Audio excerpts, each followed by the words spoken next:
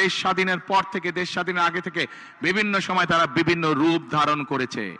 এই রূপ ধারণকারী, বহু রূপ ধারণকারী তারা আজকে বিভিন্ন জায়গায় বিভিন্ন ষড়যন্ত্রে লিপ্ত হয়েছে। কারণ তারা বুঝে গিয়েছে সারা বাংলাদেশের মানুষ ধানের শীষের পক্ষে রায় দেওয়ার সিদ্ধান্ত নিয়েছে।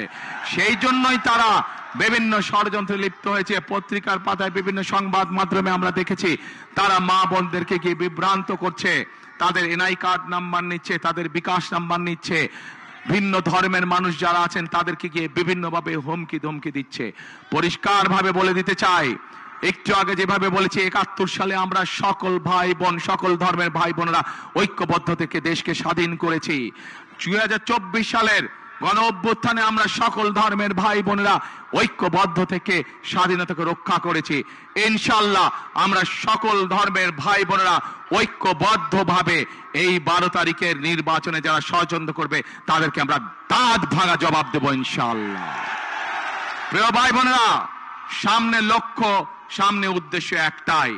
আজ এখানে দাঁড়িয়ে হয়তো আপনাদের সামনে আমি রাজনৈতিক প্রতিপক্ষ সম্পর্কে অনেক কথা বলতে পারতাম, কিন্তু ওইসব কথা বললে কি জনগণের কোনো উপকার হতো? মানুষের উপকার হতো? মানুষ জানতে চায়, মানুষ জানতে চায় যে কোন রাজনৈতিক দল তাদের জন্য কি করবে, দেশ গঠনে কি কাজ করবে, মানুষের জীবন যাত্রা পরিবর্তনের জন্য কি কাজ করবে, মানুষ এটাই জানতে চায়।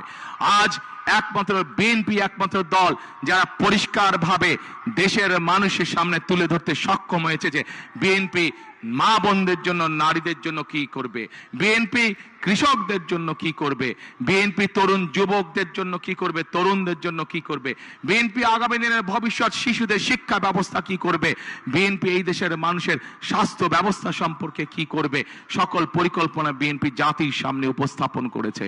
প্রিয় ভাই বোনেরা, আজ কাজ একটাই, আমাদেরকে দেশ গঠনের কাজে মনোনিবেশ করতে হবে, আমাদেরকে দেশ গঠনের কাজে শপথ গ্রহণ করতে হবে।